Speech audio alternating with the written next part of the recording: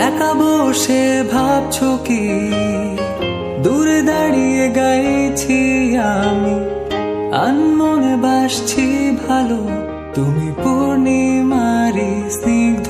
আলো তুমি ভোরের মিষ্টি বাতাস